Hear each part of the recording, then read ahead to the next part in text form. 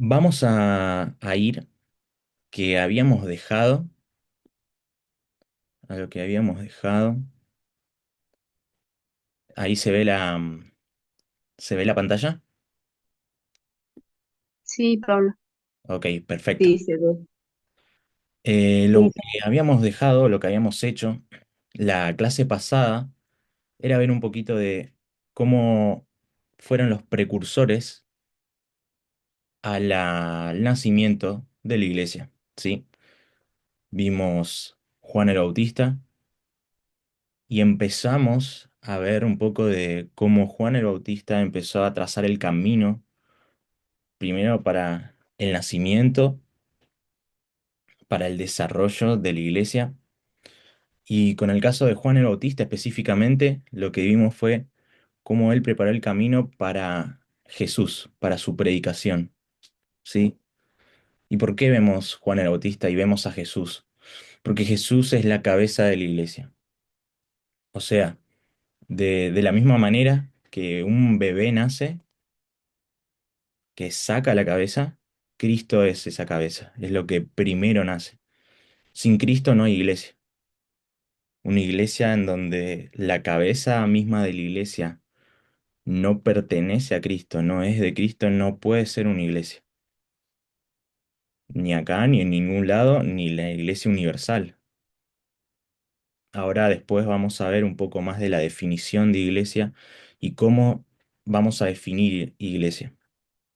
Pero primeramente quiero que veamos un poco de Cristo, de quién es Jesús, cuál es esta cabeza.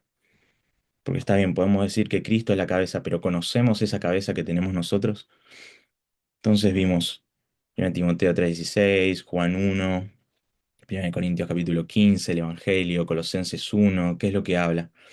Terminamos con Efesios 5:23, que yo lo estuve leyendo, pero bueno, con eso terminamos la clase, ¿sí? No lo pude explicar. Entonces, si después alguien puede buscar Primera de Pedro 2:7 al 8, otra persona Efesios 2:20 y otra persona Primera de Corintios 3:11, estaría muy agradecido. Así que yo le voy a leer Efesios capítulo 5:23. Ustedes mientras busquen los otros textos.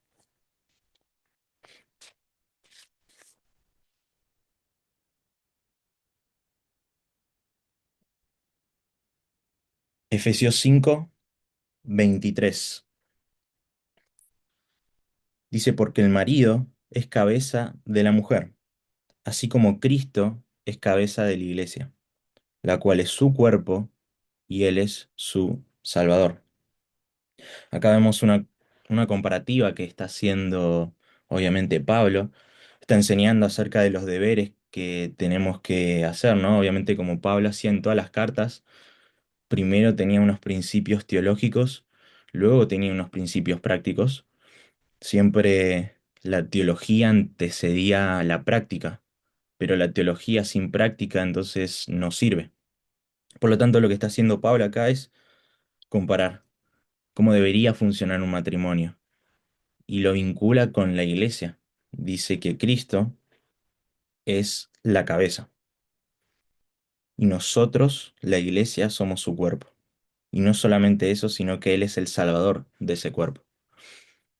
Entonces ahí vemos cómo Cristo, por medio de la revelación del Espíritu Santo a Pablo, vemos que Cristo es la cabeza. Si alguien buscó Primera de Pedro 2:7 al 8, si lo puede leer. ¿lo leo? Sí, por favor. Para vosotros, pues, los que creéis, Él es precioso, pero para los que no creen, la piedra que los edificadores desecharon ha venido a ser la cabeza del ángulo, y piedra de tropiezo y roca que hace caer, porque tropiezan en la palabra siendo desobedientes, a lo cual fueron también destinados. Bueno, este es un versículo que a mí personalmente me encanta, sobre todo por la primera parte, que nosotros normalmente, los que ya tenemos un par de años en la iglesia, estamos muy acostumbrados a la segunda parte. que dice la piedra que los edificadores desecharon ha venido a ser la cabeza del ángulo. La primera parte dice para vosotros, ¿no? Para los que creen. Dice, Él es precioso. Una de las características que tiene eh, Cristo para los que son de la iglesia es que las personas que son creyentes, verdaderos cristianos, Cristo tiene la preeminencia. Cristo es, como dice acá, precioso. Es un versículo muy lindo porque demuestra el espíritu del cristiano. Demuestra cómo un cristiano piensa acerca de Jesús. No es solamente una añadidura, no es solamente algo, una vida buena, una vida próspera, sino es una vida en donde Cristo tiene la preeminencia. Pero para los que creen, dicen, dice Pedro, dice que vino a ser la cabeza del ángulo. La cabeza del ángulo, si ustedes ven la foto de abajo, es esto que estoy marcando con el cursor. No sé si se ve, espero que sí. Es eso que está en rojito. Esa es una cabeza de ángulo, ¿sí? Está en la parte superior de la puerta. Lo que mantiene toda esta estructura sin colapsar es justamente esa piedra angular. ¿Por qué? Porque está como en el ángulo, ¿sí? También se le puede llamar a las piedras que están en los costados. Pero Pedro lo que está diciendo es eso. El que no pone su confianza y el que no cree en Cristo está haciendo que su construcción se destruya. Por lo tanto, para los que creen Él es precioso, pero para los que no Él es piedra de tropiezo. ¿Por qué? Porque tropiezan en su palabra. Entonces acá vemos la importancia de la palabra. Y acá Pedro está haciendo dos acepciones, ¿no? Está como jugando con las palabras. Está diciendo que la palabra, o sea, Cristo, tropiezan en Cristo y también tropiezan en la palabra de Dios, en el Antiguo Testamento en este caso, en los versículos que testifican acerca de Cristo. Si el Antiguo Testamento habla de Cristo, habla de Jesús, y acá lo podemos ver. Otra persona que lea Efesios 2:20, Lo leo. sí, por favor. Edificados sobre el fundamento de los apóstoles y profetas, siendo la principal piedra del ángulo Jesucristo mismo. Bueno, ahí nosotros podemos ver de vuelta cómo se emplea la palabra cabeza del ángulo, ¿no? Como esa piedra que está arriba que sostiene toda la estructura. Y no solamente eso, dice que hay un fundamento.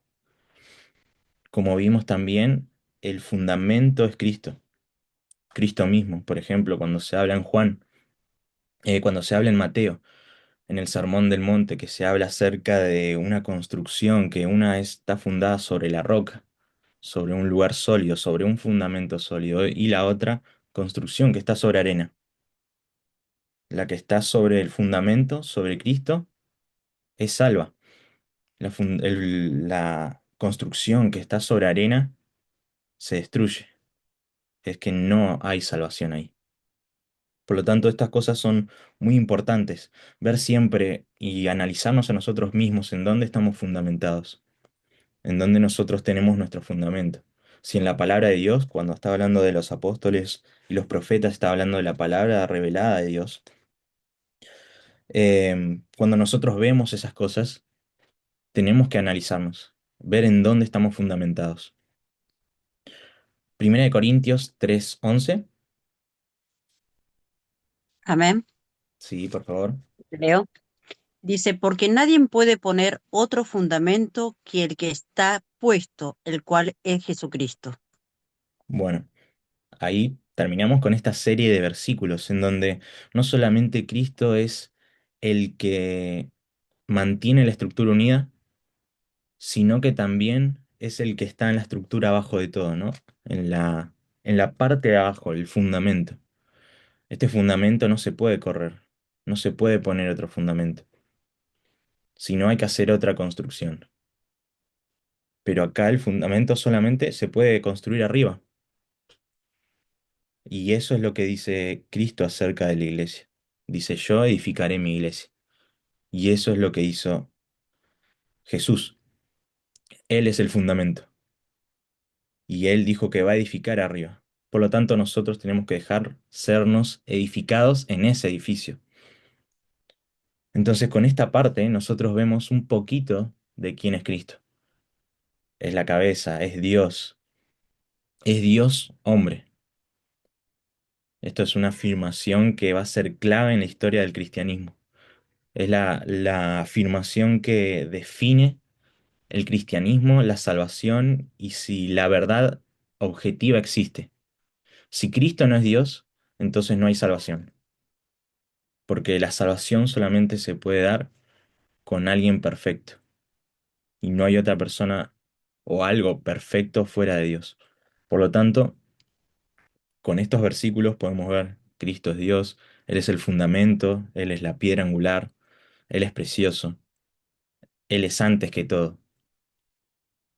Ese es nuestro fundamento y esa es nuestra cabeza, Cristo. Pasamos a las próximas diapositivas. Eh, voy a alejar un poco. Em, no sé si se ve el 30 después de Cristo. No sé si ustedes ven, creo que no. ¿Ahí lo ven? Mm, Sí, Pablo. Perfecto. Ahí nosotros podemos ver que ubicamos el nacimiento de la iglesia en el 30 después de Cristo.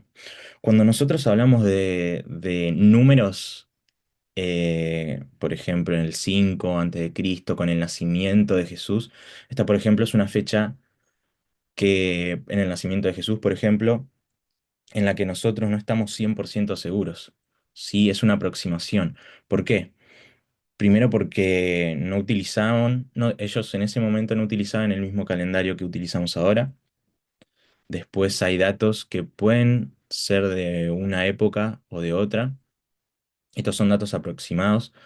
El nacimiento de Jesús no se da en el cero, ¿sí? Como muchos piensan, en el cero antes o después de Cristo. No, no hay una fecha determinada. Se cree que nació antes por testimonios acerca de los reyes que vivían en ese momento, de los nacimientos y las muertes. Y después en el 30 de Cristo también es un aproximado, ¿sí? Se cree que es esas fechas porque coincide o son ciertos datos que coinciden. Podríamos poner una franja de años entre el 30 y el 33, ¿sí? No, hay datos que sí son históricamente muy comprobables, pero con estas cosas no. Entonces, vamos ahora al nacimiento de la iglesia, ¿sí? Es como si fuese una nueva unidad, nacimiento de la iglesia. Y obviamente nosotros vamos a meternos en el libro de Hechos, pero no podemos meternos en el libro de Hechos, en la iglesia, en cómo se inició la iglesia, si nosotros no tenemos un fundamento de qué es la iglesia, ¿sí? El estudio específico de lo que es la iglesia y lo que compone la iglesia y qué es la iglesia es la eclesiología, ¿sí? Si ustedes ven alguna teología sistemática, si ustedes ven algún libro de estudio, si ustedes capaz leen un comentario bastante profesional o bastante académico, van a ver que el estudio de la iglesia, por así decirlo, el departamento o la ciencia de la teología que estudia la iglesia es la eclesiología, ¿ok? Entonces, vamos a ver etimológicamente la palabra en el griego utilizado en el Nuevo Testamento cuando se habla de iglesia, y es la palabra eclesía, ¿sí? Eclesía. El griego está compuesto por varias partículas, ¿sí? Que son estas palabras, y clesía, ¿sí? Ek significa de o fuera de, y clesía viene de la palabra llamado, ¿sí? Por lo tanto, si vamos al sentido etimológico, etimológico quiere decir el significado de la palabra. Si vamos al significado etimológico, significa fuera de, llamado, los llamados afuera, o los llamados de afuera, ¿Ok? Esta definición que tenemos abajo va a ser la definición que vamos a utilizar para este estudio, ¿sí? Que va a ser, ¿qué es iglesia? Todos los que han creído en Cristo para la salvación. Uy, mi gata me quiere subir conmigo, quiere hacer la clase también. Todos los que han creído en Cristo para la salvación de sus almas desde el comienzo de la iglesia, ¿sí? Esta va a ser la definición principal. También tenemos otra definición, también se refiere a una congregación en particular. ¿Por qué le estoy mencionando esto? Porque muchas veces la palabra iglesia no está circunscripta a la iglesia de Jesús, sino solamente a un grupo, ¿sí? Por ejemplo, esa palabra, nosotros vimos la Septuaginta, que era el Antiguo Testamento, traducido al griego, por ejemplo, cuando habla de las asambleas en el Antiguo Testamento de que hacía Israel, que hacía, por ejemplo, en el desierto, también utiliza la palabra eclesía, que también quiere decir una reunión simplemente. Entonces, para nosotros, para la historia de la iglesia, todos los que han creído en Cristo para la salvación de sus almas desde el comienzo de la iglesia, y también a una congregación en particular. Para eso son las cartas a las iglesias de Corinto, a la iglesia de Tesalónica, a diversas iglesias, que quiere decir una congregación en particular, en los que en esa congregación puede o no que hayan personas salvas, ¿sí? Por lo tanto, nosotros tenemos que hacer esa distinción. Muchos hablan de iglesia con I mayúscula y de iglesia con I minúscula. I mayúscula a la iglesia de Jesucristo, a los salvos, y otra con I minúscula a la congregación, a una congregación, en donde la gente puede ir, cualquiera puede ir, ser parte de la iglesia y no ser parte de la iglesia de Cristo. ¿Ok? Eso lo podemos ver en la definición acá hay una teología sistemática de Schaffer, tomo 2, página 38-39, dice la palabra iglesia, según su uso en el Nuevo Testamento, puede referirse a una sencilla reunión de personas de una generación sin la garantía de que cada una es salva. Por otra parte, la palabra iglesia puede significar toda la compañía de los redimidos, de todas las generaciones entre Pentecostés y el arrebatamiento. Y esa compañía no hay ninguno que no sea salvo. ¿Ok? Acá están las dos definiciones. Esta teología sistemática tiene esa sección que yo les digo que se llama eclesiología. ¿Sí? Está en el tomo 2. Entonces, cuando nosotros hablamos de iglesia, vamos a ver cómo consideramos siempre la palabra iglesia.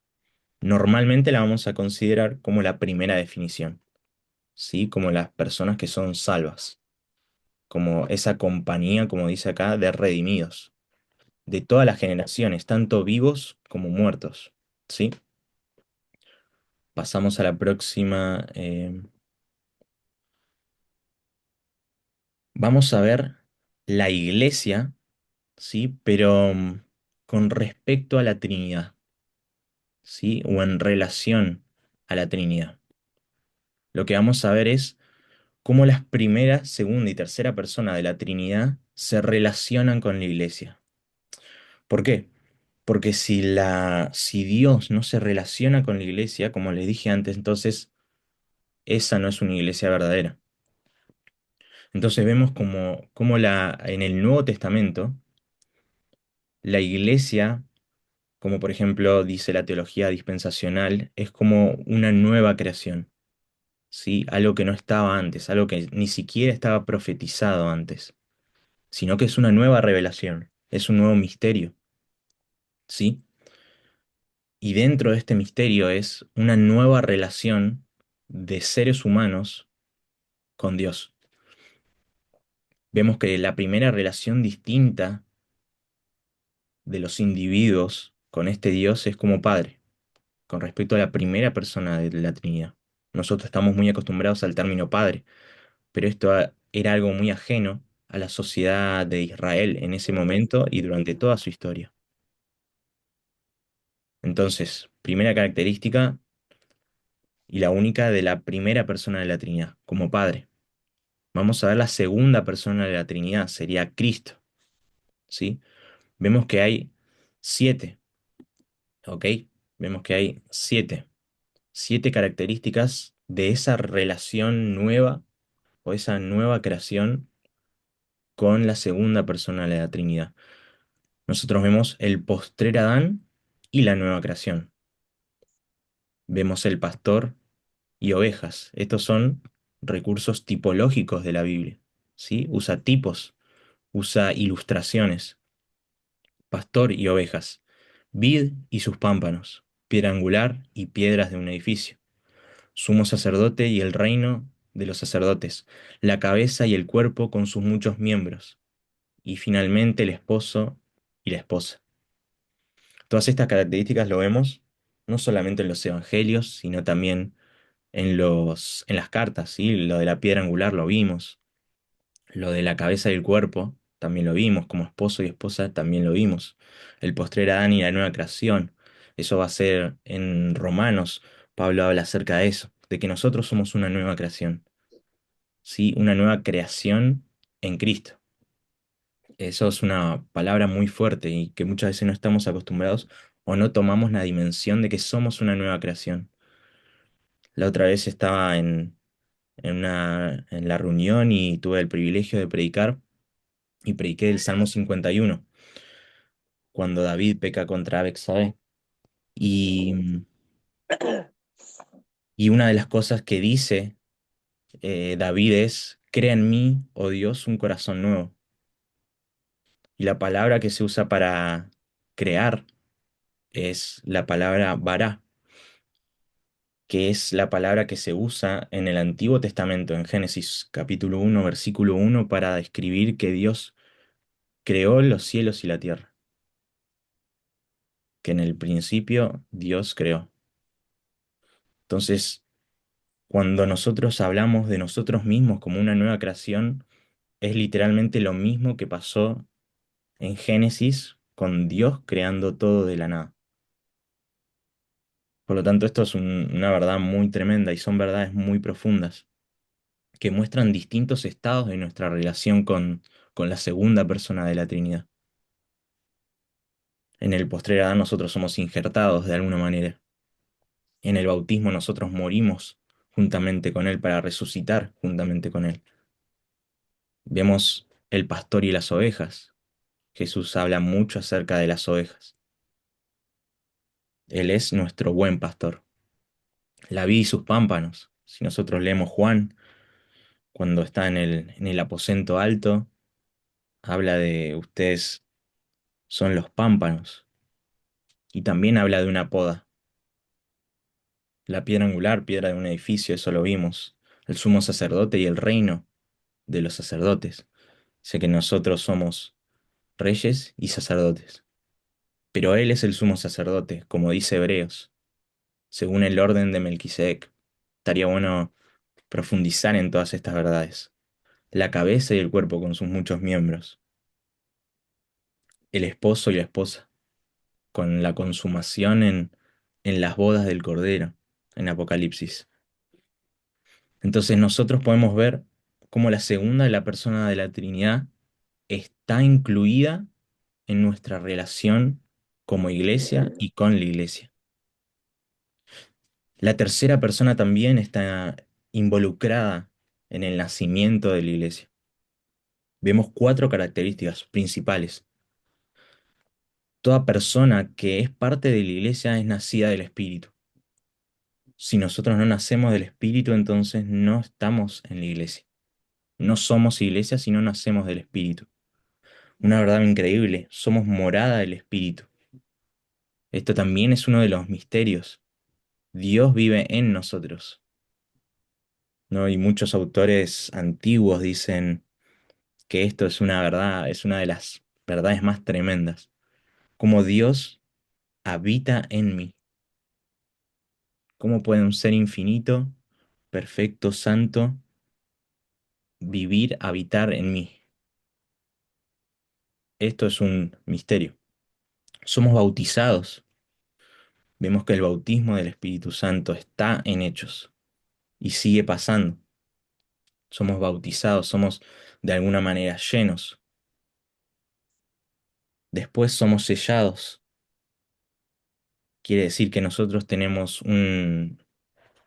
algo valioso que no solamente está en nosotros, es vivo, sino que también nos sella. Y cuando habla de sellar, habla en base a Efesios, que dice que el Espíritu Santo son las arras de la salvación. Las arras quiere decir como una especie de tratado en donde Dios nos sella y nos dice que tenemos una garantía de que nosotros vamos a ser salvos. Entonces, con ese sello del Espíritu de la tercera persona de la Trinidad, nos está diciendo que nosotros vamos a tener la salvación en el futuro. Entonces, esa es la relación de la Trinidad con nosotros y cómo nosotros somos injertados en la iglesia, cómo la iglesia se relaciona con cada una de las personas de la Trinidad. Y los que no son de la Pablo, iglesia no pueden tener esto. Pablo, Sí, una preguntita, discúlpame, sí, te corto. Pero ¿me puedes explicar la diferencia que hay bautizado y ser sellado? Explícame. sí, no hay problema. Cuando hablamos de ser bautizados, por ejemplo, eso lo vamos a ver en la iglesia de Hechos y a lo largo de Hechos, em, nosotros vemos que es una experiencia, ¿sí? Una experiencia con el Espíritu Santo, en donde muchas veces se hablan en lenguas, en otras no, en otras solamente dice que son llenos, esa sería una cosa, y ser sellado es otra cosa. Ser sellado es cuando nosotros creemos, el Espíritu Santo de alguna manera nos pone un sello, nos explica, pero dice que tenemos un sello que nos certifica que nosotros vamos a ser salvos. Eso es lo que dice Efesios, ¿sí? El ser bautizados es una experiencia. El ser sellados es de alguna manera como si nosotros tuviésemos un papel que nos da Dios y nos dice las arras de la salvación, que hay una garantía de que vas a ser salvo. Ese sería el sello. El bautismo es una experiencia, es en un momento determinado, y el sello es un sello que nosotros tenemos. Claro, somos de su pertenencia, exactamente. Es como un certificado. Cuando se habla de arras, eso se hacía, por ejemplo, cuando se vendían propiedades, ¿no? Como parte de pago. Cuando había un contrato, se hacía como parte de pago un papel donde se certificaba que en algún momento esa suma de dinero o ese terreno, lo que sea, iba a ser pagado totalmente. Y el sello es eso. El Espíritu Santo es el sello de que en algún momento la salvación va a venir.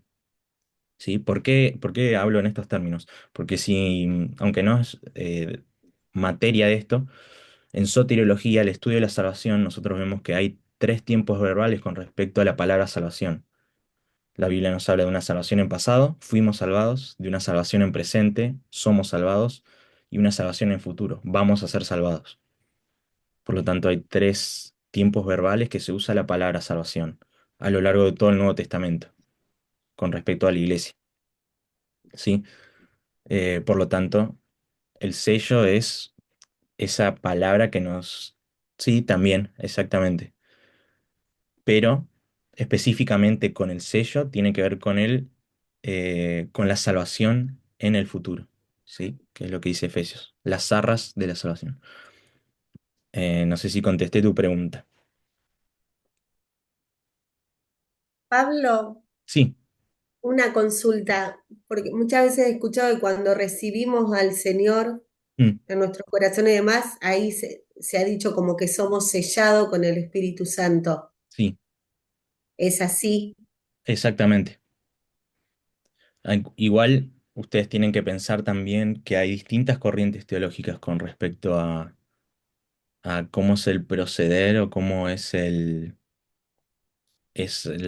camino que toma el Espíritu Santo para realizar todas estas acciones. Sí, hay hermanos que no creen, por ejemplo, en el bautismo y en el ser morada del Espíritu Santo como la misma cosa, por ejemplo. Y piensan que todo se hace en un mismo momento, ¿no? Eh, y otros piensan que no. Entonces, es un tema difícil, pero eso se debería ver si ustedes quieren saber más y quieren tener más recursos. eh, la departamento, por así decirlo, que se encarga de los asuntos del Espíritu Santo es la neumatología. ¿Sí? Si ustedes buscan libros de neumatología, estaría muy bueno. Y ver las distintas posturas que hay a lo largo de las denominaciones cristianas acerca de la persona del Espíritu Santo. Pero bueno, seguimos con la iglesia. Gracias, Pablo. No, de nada. Vamos a ver hechos. ¿Sí? Y esto quiero que si pueden le tomen foto. ¿Sí? Más que nada porque es como, primeramente, acá a la derecha, a la izquierda, van a ver fechas importantes. ¿Sí? Fechas importantes. Pablo, ¿se puede agrandar un poquito? Sí, a ver, para.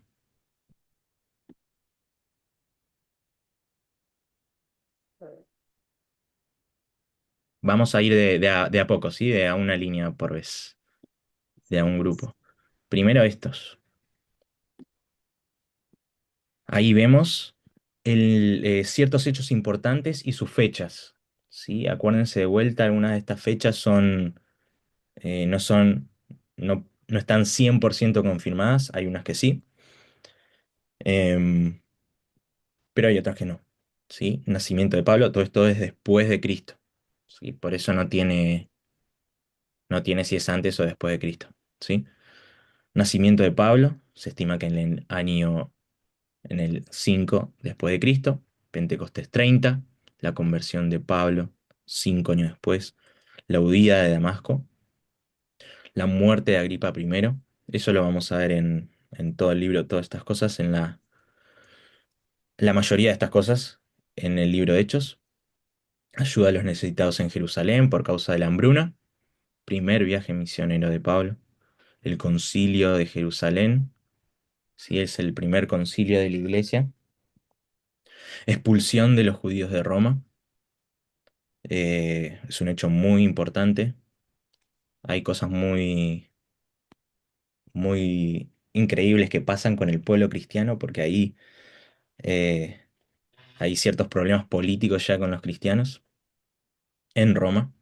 Segundo viaje misionero de Pablo. Tercer viaje misionero de Pablo. Pablo en Macedonia. Arresto y encarcelamiento.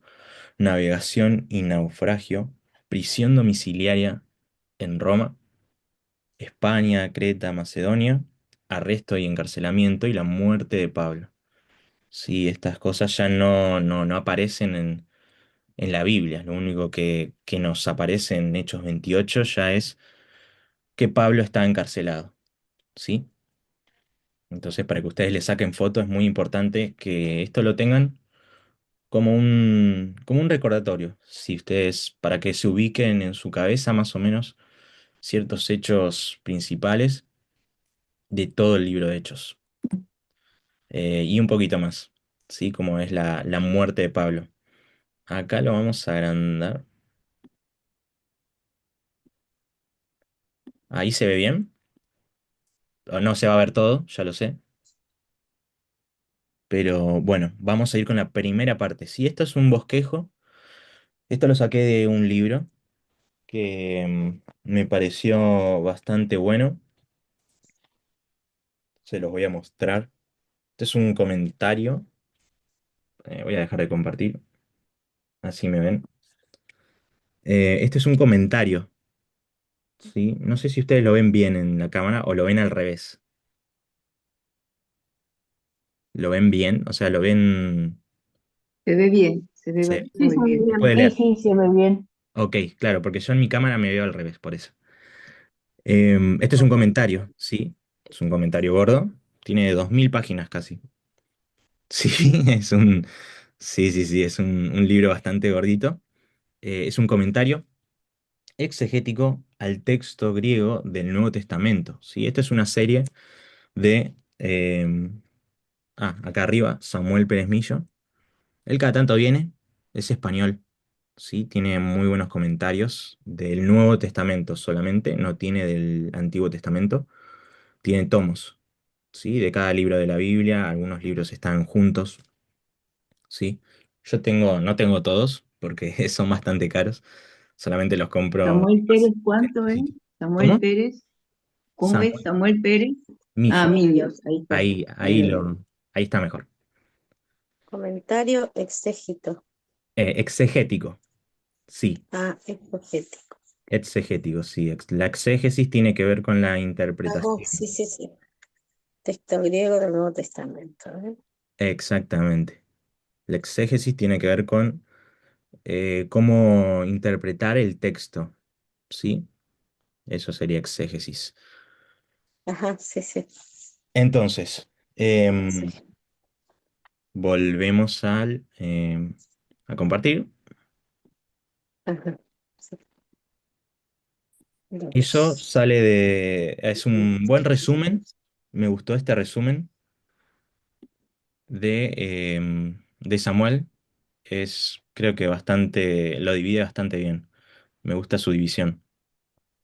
Entonces, primero tenemos capítulo del 1 al 8. ¿Sí? Vemos cómo la iglesia nace en Jerusalén. Lo que vamos a hacer ahora es ver en grandes rasgos, el libro de Hechos. ¿Sí? Las últimas instrucciones de Jesús.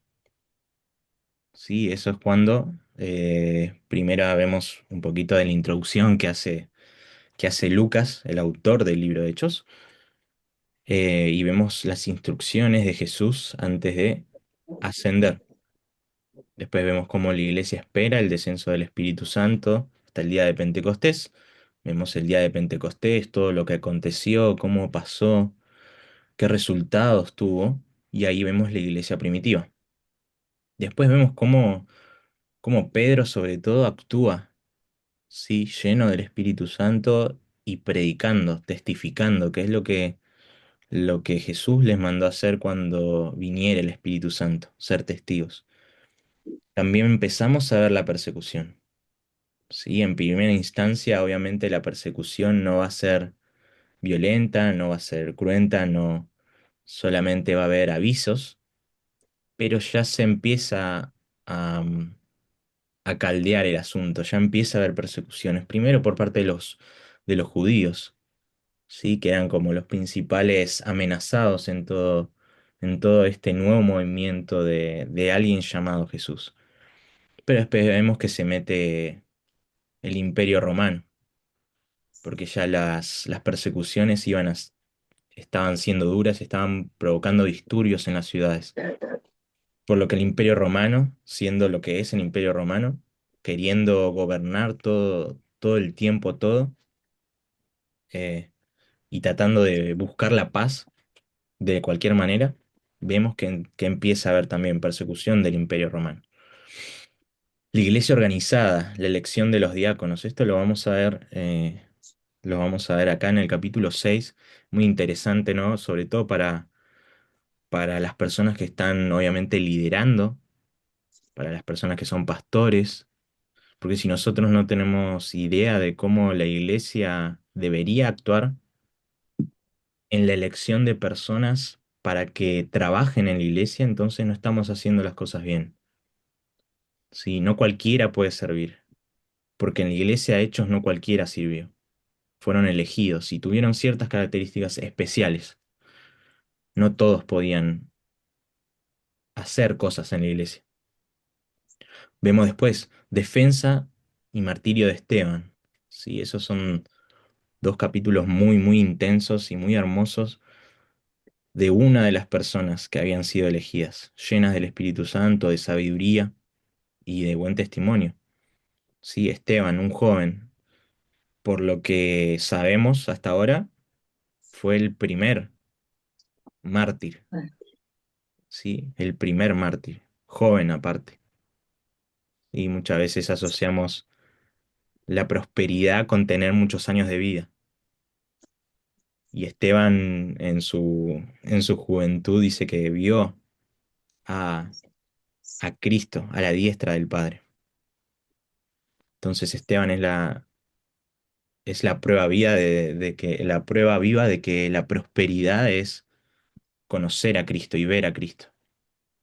Y con eso vemos la iglesia en Jerusalén. Pero después vemos en el capítulo 8 por causa de este Esteban, cómo la iglesia es dispersada, cómo empieza a haber iglesias establecidas fuera de Jerusalén, cómo se empieza a predicar afuera, cómo también por causa de los discursos de Pedro, la iglesia también se fue extendiendo en otros lugares, ¿sí? Ahí vemos a Felipe, ya vemos otros personajes, vemos cómo estas personas predicaban, cómo estas personas daban su vida y hacían eso todos los días por causa de Cristo, sujetos a vituperios de la misma manera que Cristo. Vemos cómo Él predica el Evangelio. Vemos cómo en un momento es llevado con el eunuco, ¿sí? Con el etíope. Ya en el 9 aparece un personaje, uno de los personajes principales de Hechos, y que bueno, también es mi nombre, Saulo, Saulo de Tarso, Pablo. Ahí vamos a ver su conversión, una persona clave en la historia de la iglesia, pero sobre todo por las cartas, por cómo él instruyó por medio del Espíritu Santo a la iglesia. Vemos también la extensión y el establecimiento de las iglesias. ¿Sí? Ahí nosotros podemos ver cómo la iglesia se establecía. No solamente era un grupo de personas, sino que se estaban estableciendo en lugares, en casas. Ya ahí se está esparciendo el evangelio y se está esparciendo las enseñanzas, ¿sí? Lo importante de las enseñanzas. Vemos los milagros hechos por Pedro. Pedro era una de las cabezas de la iglesia, ¿sí? Era un personaje muy importante. La conversión de Cornelio. Esto es muy importante sobre todo para nosotros, porque vemos que hay gentiles, ¿sí? Y acá vemos un gentil que, que por causa de todo lo que estaba aconteciendo con la iglesia, de alguna manera llega a Pablo, llega a Pedro y es salvo. Entonces nosotros podemos ver ya cómo los gentiles de a poco, esa iglesia judeocristiana, empieza a ser llenada de más gentiles. Sí, vemos la iglesia en Antioquía, ya vemos iglesias en distintos lugares, lugares más lejanos que solamente Jerusalén. Vemos la persecución de la iglesia en Jerusalén.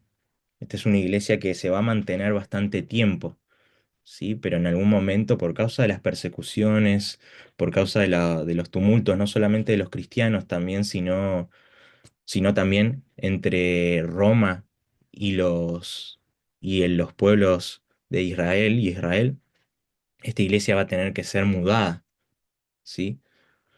Para no ser perseguida, para que no desaparezca.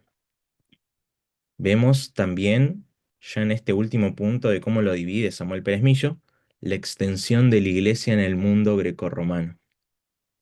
Entonces, del capítulo 13 al 28. Ahí vemos lo que nosotros llamamos misioneros, ¿no? Nosotros llamamos misioneros, pero si nosotros vemos el griego, vamos a ver que esta palabra tiene que ver con apóstoles, ¿sí? El apóstol es una persona que es enviada. Entonces ahí vemos a Pablo. Vemos a Pablo, vemos cómo va, a dónde va, qué sucede, qué pasa cuando él predica el evangelio. En algunos lugares es aceptado, en algunos lugares lo aceptan un poco y otros no. En otros lugares es echado, es apedreado. Pablo cuenta todo eso, ¿no? Por ejemplo, en Gálatas dice que nadie me moleste. Dice, yo traigo en mi cuerpo las marcas de nuestro Señor Jesucristo. Vemos que Pablo sufrió por el Evangelio. Y vemos en Pablo también, o deberíamos ver en Pablo,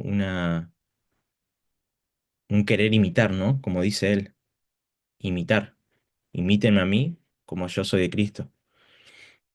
Y ahí vemos las cosas tremendas que hace Pablo por causa del Evangelio, por causa de que en un momento determinado Jesús se le apareció. Vemos también los problemas internos y el concilio de Jerusalén. Como somos seres humanos, ¿no? Ahí podemos ver todo lo que tiene que ver con los problemas, ¿sí? Se empiezan a dar problemas. Primeramente porque hay un periodo de transición, ¿sí? Todo esto es un periodo de transición en la iglesia, en donde había judíos, judíos que todavía estaban confundidos, judíos que todavía necesitaban ser enseñados, judíos que habían escuchado capaz del bautismo de Juan el Bautista, pero no habían escuchado del bautismo en el Espíritu Santo. Vemos judíos que capaz querían guardar todavía la ley como algo importante para la salvación. Fíjense que el problema o el concilio de Jerusalén, el primer concilio de la historia del cristianismo, y digo primer concilio porque después hubo otros, el primer concilio de Jerusalén se da justamente por esto, porque ¿cuál es la importancia en la salvación? ¿Sí? Si hay que circuncidarse, si hay que hacer determinadas cosas, guardar el sábado, ir al templo, hacer sacrificios.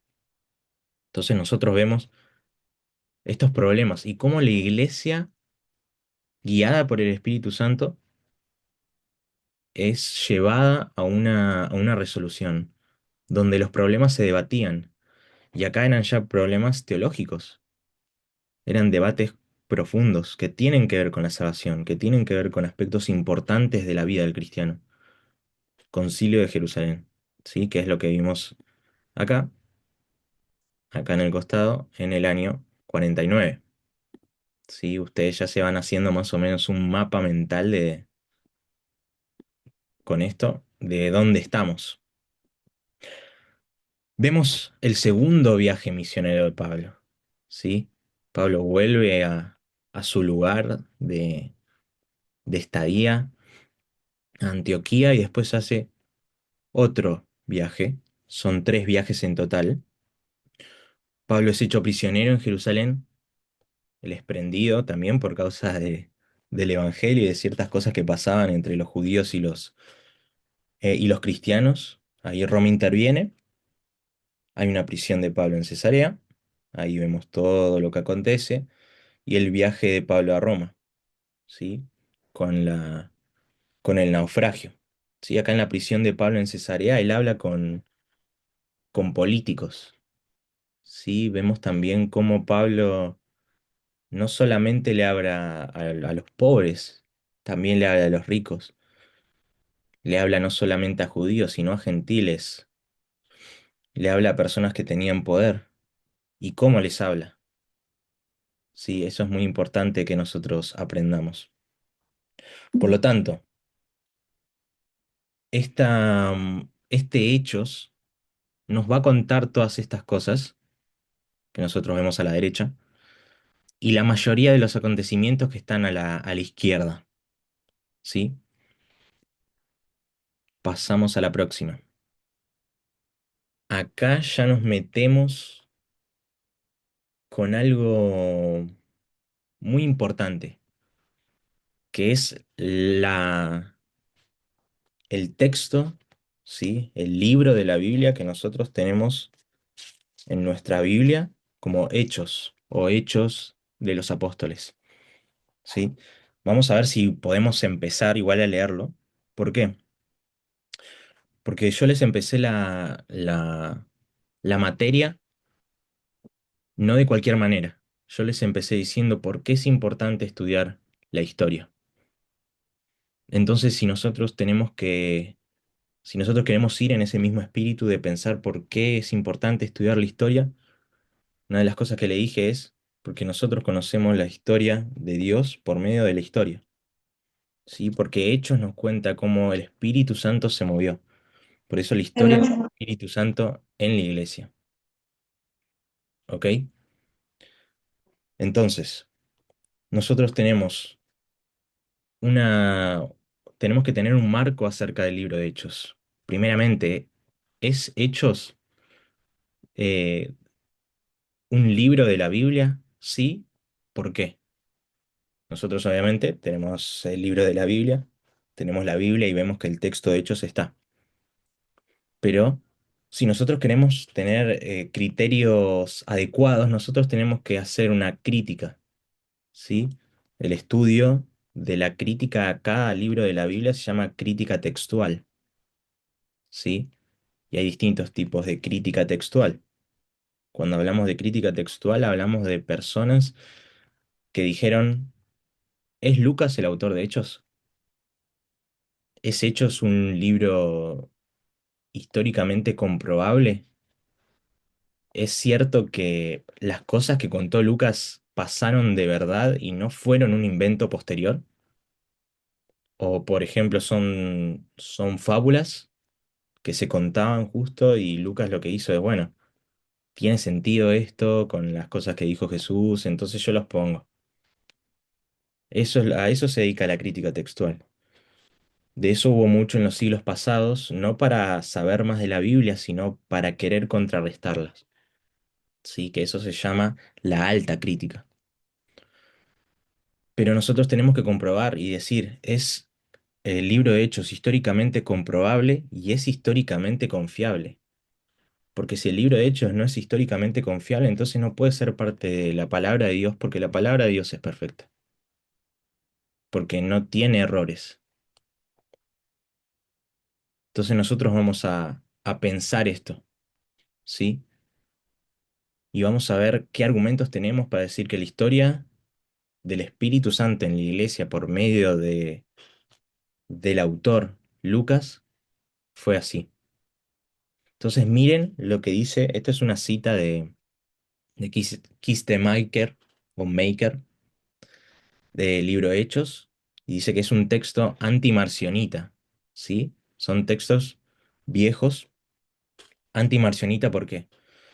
Porque había en los primeros siglos, ¿sí? Siglo I, siglo II, ¿sí? Del año, bueno, siglo I es del 0 a 100, siglo II del 100 al 200, había una persona llamada Marción, ¿sí? Que empezaba a decir que la, mm, el Antiguo Testamento no era válido. ¿Por qué? Porque presentaba un Dios falso, ¿sí? Y el Dios verdadero era el Dios que sería del Nuevo Testamento, por medio de Jesús, ¿no? Los marcionitas lo que hacían básicamente era tirar afuera el Antiguo Testamento y solamente quedarse con el Nuevo Testamento, ¿sí? Hay un texto anti-marcionita, o sea, en contra de Marción, y dice esto acerca de Lucas, ¿sí? Esto es un testimonio extra bíblico, ¿sí? Para que ustedes vean que estas personas eran personas reales. Lucas no era una persona inventada, era una persona así como nosotros, eh, de carne y hueso, que existió. Y dice, Lucas es un sirio, natural de Antioquía, médico de profesión. Fue discípulo de los apóstoles y posteriormente acompañó a Pablo hasta el martirio de este. Sirvió al Señor sin perturbación, sin esposa, sin hijos, y a los 84 años de edad durmió en Bitinia, lleno del Espíritu Santo. Entonces nosotros podemos ver acá un testimonio extra bíblico acerca de quién era este Lucas. Vemos que era de Antioquía. Dice que era médico, médico de profesión. Nosotros también podemos ver que él, que era discípulo de los apóstoles y posteriormente acompañó a Pablo. ¿Ustedes ven mi pantalla? No, ¿no? Sí, ¿Sí? ¿Ven hechos la historia Sí, del Espíritu Santo en la iglesia? Sí, sí, sí, Listo, perfecto. sí, sí.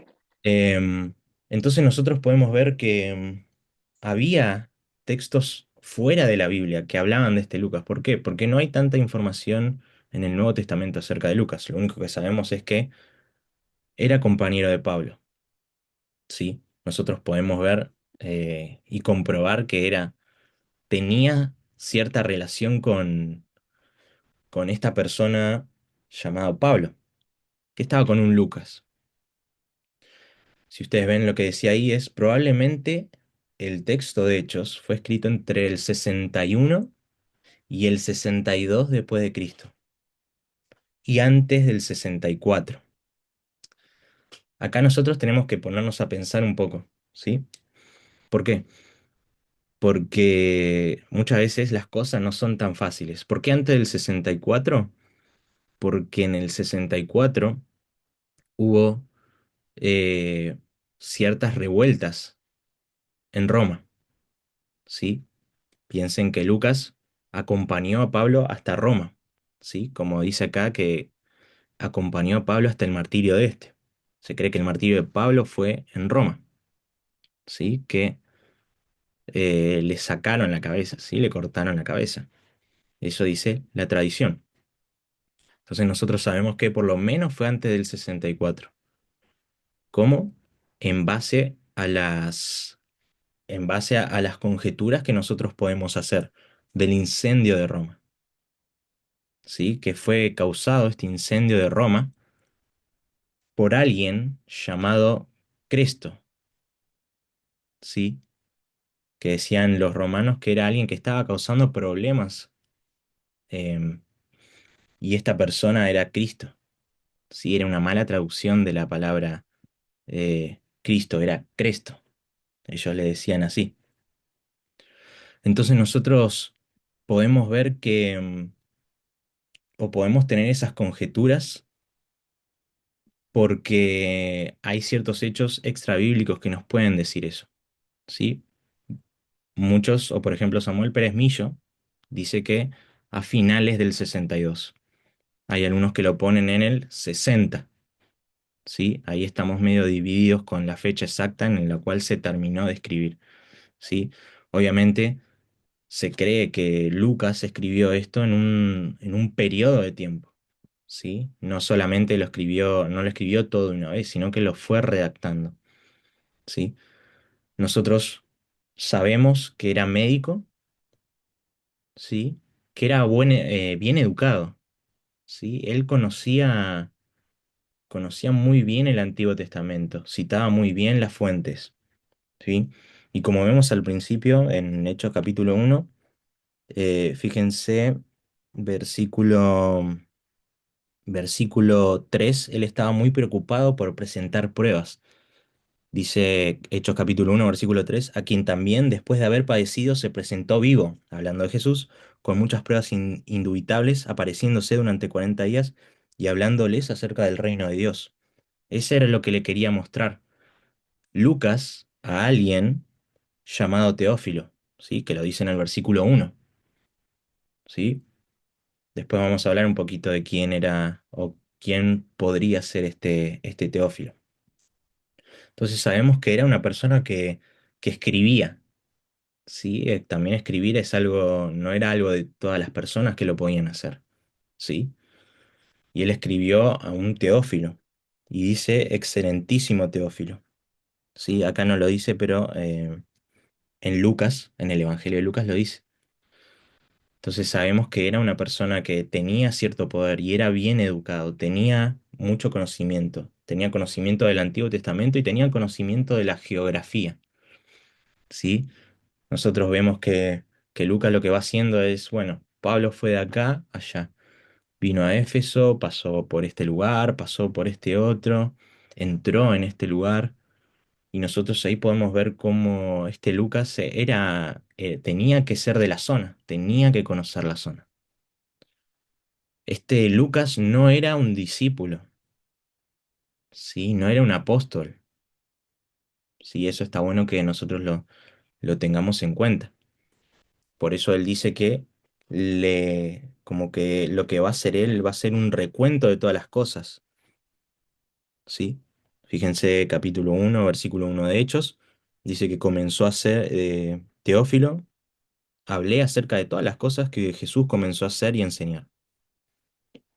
Entonces nosotros podemos ver que no había estado con Jesús primeramente. Y él también fue compañero de viaje de Pablo.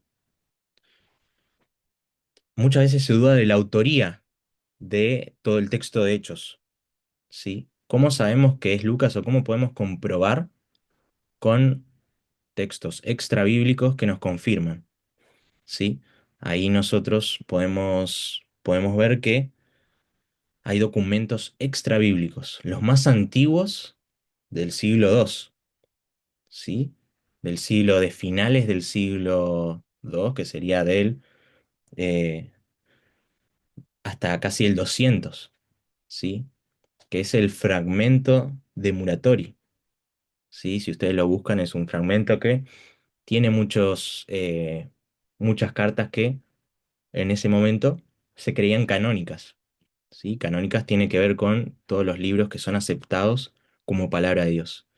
También acá hay ciertas personas que ustedes tienen que empezar a conocer, ¿sí? Porque vamos a ver muy escuetamente a algunos de estas personas. ¿Quiénes son estos? Se les llaman de la iglesia, padres de la iglesia. Ireneo, Tertuliano, Clemente de Alejandría, Orígenes. ¿Sí? Estas personas fueron lo que se llama padres de la iglesia. ¿Por qué se les llama padres de la iglesia? ¿Por qué? Porque fueron los que asentaron ciertas bases en las iglesias. Muchos de estos escritos de ellos son muy importantes para la iglesia. Fueron muy importantes. ¿Sí? Por ejemplo, Clemente de Alejandría tiene su obra que yo la tengo por acá. Eh, Voy a dejar de compartir. Por ejemplo, Clemente de Alejandría. Si ustedes ven esta serie, es un tomo. Me encantaría tener todos, pero son medios viejitos y no los consigo en ningún lugar. Este es Clemente de Alejandría. ¿Sí? Esta es una serie de Clie em, que tiene varios tomos de padres de la iglesia. ¿Sí? Sus textos. ¿Sí? Todos tienen eh, una introducción. Sí, bueno, ahí tengo algunas anotaciones y algunas cosas. Tiene una introducción, ¿sí? Y tiene el texto. Después, algunos textos de ellos.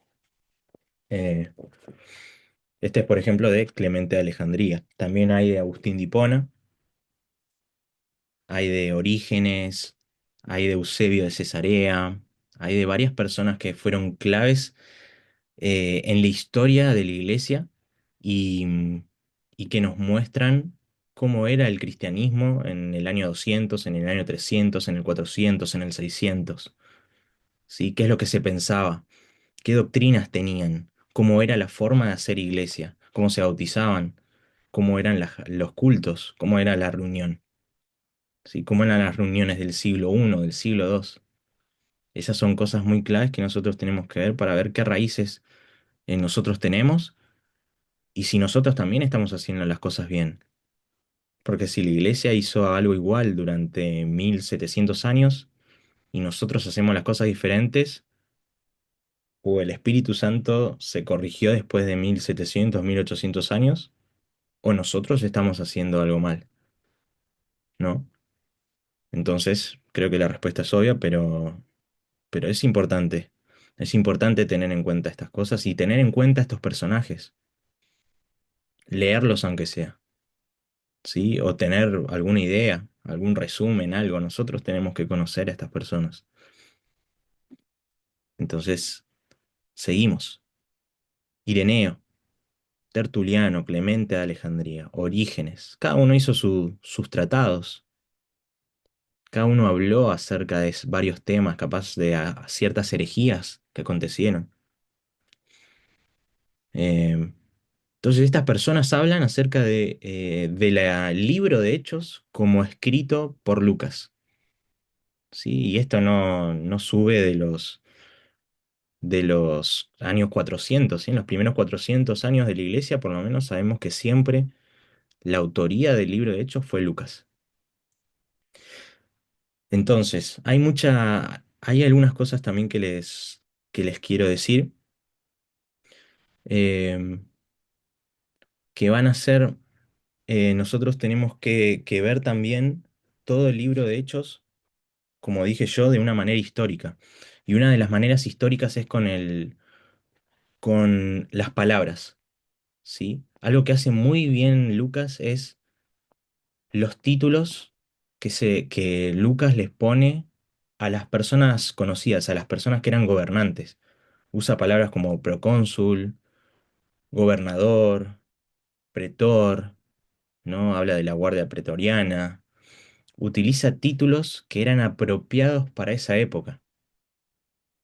¿Sí? Una de las maneras en que nosotros podemos saber que hay textos usados en determinada época es obviamente por medio del lenguaje que se emplea. ¿Sí? En Argentina, hace 80 años, no se hablaba de la misma manera que se habla ahora. Por lo tanto, si yo vivo en esta generación y hablo de la misma manera que una persona en el siglo pasado, en el año 1920, quiere decir que yo no estoy hablando con los mismos términos que esa época, por lo tanto no soy de esa época, o desconozco los términos de esa época. Pero Lucas utiliza bien los títulos romanos de esa época. ¿Sí? Esa es una de las formas para saber también que Lucas es un libro que es verídico, que fue escrito en un lugar determinado por una persona determinada que conocía y que existía en ese momento en el que él estaba escribiendo las cosas. A ver, ahí leo el chat. Claro, sí, sí, sí, su estilo es muy importante, sí, no hablé mucho de eso, pero sí, su estilo, el hecho de que, sobre todo en el libro de Hechos, también en su Evangelio, pero en el libro de Hechos, tiene textos muy, muy ordenados. Primero pasó esto, después pasó esto, y acá pasó esto. Es una persona que obviamente tiene esa cierta rigurosidad histórica, ¿sí? Si bien su idea no era hacer una historia de la iglesia, como sí hay otras historias de la iglesia. La primera historia de la iglesia, esto se lo digo como detalle, un libro muy, muy bueno, que todavía lo estoy leyendo, es este. Eh, a ver, dejo de compartir. Un libro, este es Eusebio de Cesarea, ¿sí? Eusebio, historia de la iglesia. No importa el autor. Eusebio Cesarea fue el primero, año más o menos finales del siglo, es 280 por ahí, hasta el 320 y algo, 330 y algo. Em, Él fue la primera persona que compiló una historia de la iglesia, ¿sí? En toda la historia de la iglesia. Fue el primero que quiso hacer un documento histórico, confiable, tratando de tener en cuenta todo lo que se tenía, ¿sí? Tanto escritos como oral, tradición oral. eh, Fue uno de los primeros. Sí, es un libro bastante cortito. Él escribió muchas cosas, hay muchas que se perdieron, que no se tienen ahora. Él era una persona que escribía mucho, y fue un personaje bastante importante. Sobre todo hay muchas cosas que nosotros solamente conocemos por causa de él, ¿sí? Que de otra manera no sabríamos que existían. Entonces, hay muchas cosas para ver y demasiado poco tiempo en nuestra vida. Em, bueno, eh, a ver, esperen que...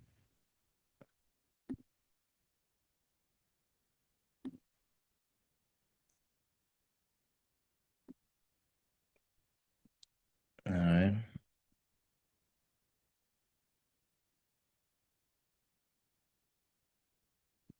paren que...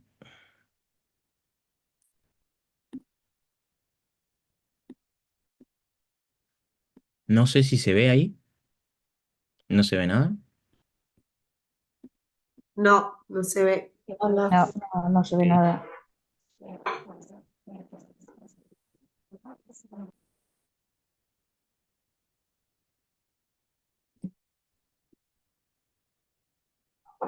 Ahí se ve.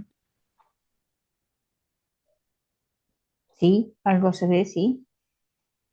Sí, Ah, sí. perfecto. Bueno, entonces, nosotros más o menos, de forma muy, muy escueta. Hay un montón de cosas y un montón de detalles, pero sabemos y podemos certificar que Lucas, primero que es un recuento histórico, que es un texto hecho por una persona llamada Lucas, ¿sí? Que cuando se habla de que Lucas escribió esto, es una persona que existió, es una persona verídica. La tradición de la iglesia siempre puso su autoría a título de Lucas, como este texto antimarcionita decía, que era Lucas, que era médico, fue discípulo de los apóstoles, ¿sí? Que estuvo acompañando a Pablo, y sabemos que eh, nosotros tenemos textos fuera de la Biblia que nos confirman que es Lucas. Algo que les quería así mencionar, que también es importante, es que también hay evidencias internas de que Lucas fue el autor. Y una de esas evidencias es el empleo de la palabra nosotros. ¿Sí? Hay por lo menos tres porciones o tres versículos que mencionan expresamente que nosotros fuimos a tal lugar, nosotros hicimos esto, ¿sí? Tres veces por lo menos se menciona esa palabra nosotros, ¿no? El pronombre nosotros. Y esto es un detalle muy importante porque se puede hacer por descarte un recuento de las personas que habían estado acompañando a Pablo y la única que quedaría sin descartar es Lucas, ¿sí? Por lo tanto, no solamente hay evidencia externa, extrabíblica de que Lucas fue el autor, sino que también hay evidencia interna, ¿sí? No tanta, pero hay mucha evidencia de que Lucas fue el autor y que es un libro histórico y es confiable, ¿sí? Y es confiable porque tiene datos que con descubrimientos arqueológicos nosotros podemos conocer verdaderamente que este texto fue escrito eh, y que tiene pruebas reales, ¿sí? Yo solamente les voy a mencionar un par. Por ejemplo, en Hechos 9, ¿sí? Había un rey que se menciona, Pablo lo menciona en 2 Corintios cuando él habla acerca de lo que, habla de su testimonio. Dice, bueno, ¿qué es lo que le pasó camino a Damasco? Y había un rey, dice, un rey que era rey Aretas, y él gobernó en Damasco, ¿sí? Más o menos entre los años 37 y 40, eso lo podemos saber por datos arqueológicos, ¿sí? En Hechos capítulo 11 dice que había un profeta ahí, ¿sí? Un profeta llamado Agabo, y él profetizó, eh, tuvo una profecía que iba a haber hambruna en Jerusalén, ¿sí? Y que la iglesia tenía que estar preparada para esa hambruna, y eso pasó en el año 46, ¿sí? Ahí ocurrió una gran hambruna. Y esto lo sabemos por datos extra bíblicos, ¿sí? En la Biblia no menciona cuándo fue esta hambruna, pero sabemos que sucedió.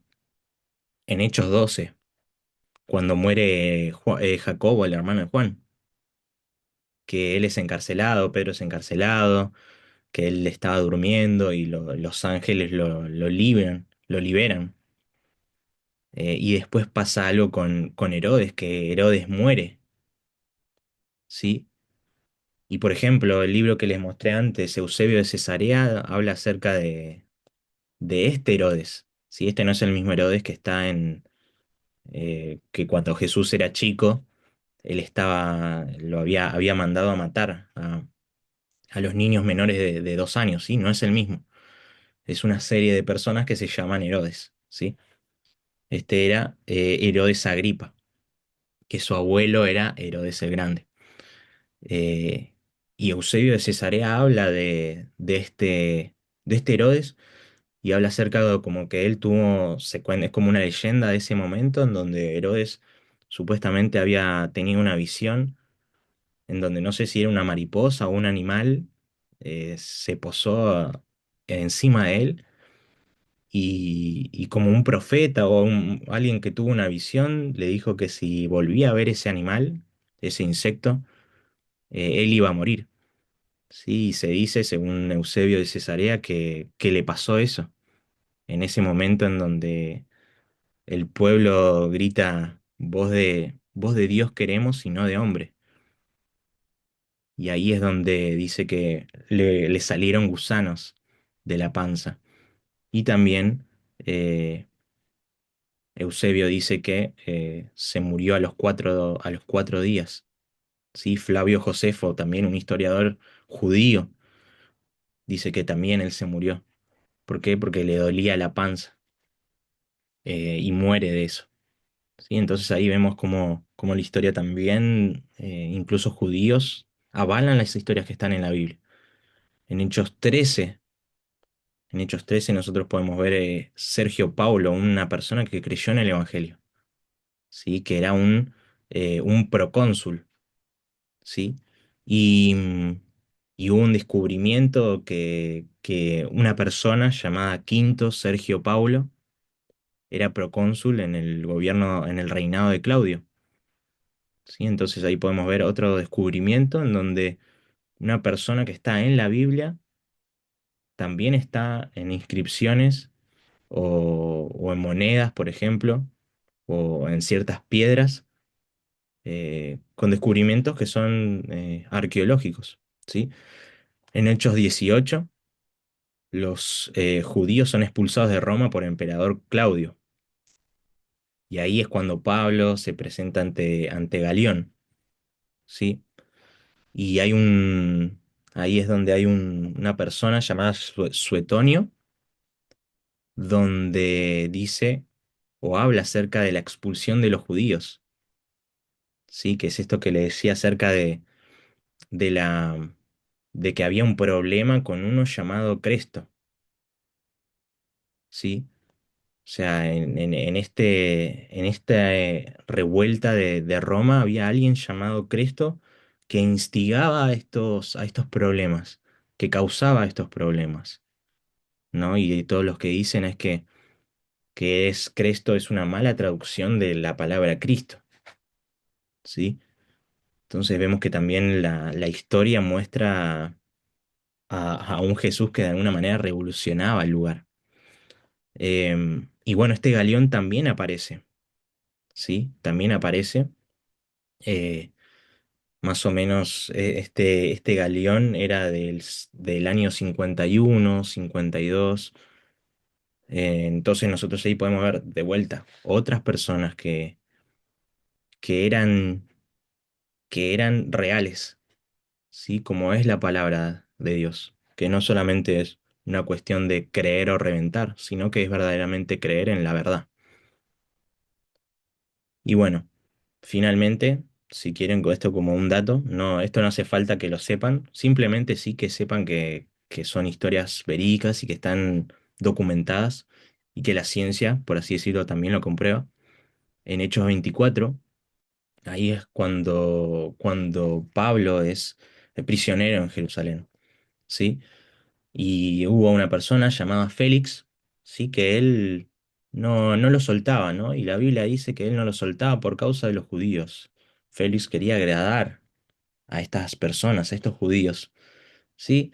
Y que lo tuvo retenido, no lo dejaba escapar, no lo dejaba libre, tampoco tenía tampoco encontraba ningún mal en Pablo. Y la Biblia menciona que tenía como esposa a Drusila, ¿sí? Tenía como esposa a una persona, una mujer llamada Drusila. Y Josefo, ¿sí? Un historiador judío, habló de esta Drusila. Dice que cuando tenía 15 años, ¿sí? Se casó esta Drusila con Félix. Drusila dice que era judía, eso dice la Biblia. Em, en el 52 fue Félix el procurador de Judea. Por eso el problema que tenía Pablo en esa región en Jerusalén, de Judea, era con Félix, ¿sí? Porque Félix era el que controlaba de alguna manera ese lugar, ¿sí? Y bueno, como dato curioso, esta pareja sí tuvo un hijo llamado Agripa, que murió en la erupción del monte del Vesubio, ¿sí? No sé si se acuerdan, si tienen idea de eso, para que tomemos dimensión un poco de la erupción del Vesubio que mató a muchas personas, una ciudad, ahí murió su hijo, ¿sí? Entonces, estos son muchos hechos comprobados por la historia, comprobados por la ciencia, comprobados por documentos extrabíblicos, documentos bíblicos, detalles dentro del texto que nos dicen que estos textos son de Dios, pertenecen a Dios y fueron preservados por Dios para darnos la verdad, una verdad espiritual, pero que esa verdad espiritual no pisa lo material, no pisa los hechos verídicos. Entonces, es muy importante ver todas estas cosas, estos detalles, que ustedes los conozcan, porque son cosas que no se hablan, ¿no? Nosotros asumimos más que enseñar. En vez de enseñar, eh, asumimos cosas y no debería funcionar así la enseñanza. Y nosotros no nos deberíamos dejar mover por, por el anti-intelectualismo. No debemos tener un pueblo ignorante de la verdad, porque todos estos hechos siguen siendo de la verdad y siguen siendo hechos que Cristo permitió y que el Espíritu Santo permitió que le pasaran a la iglesia. Todos estos hechos.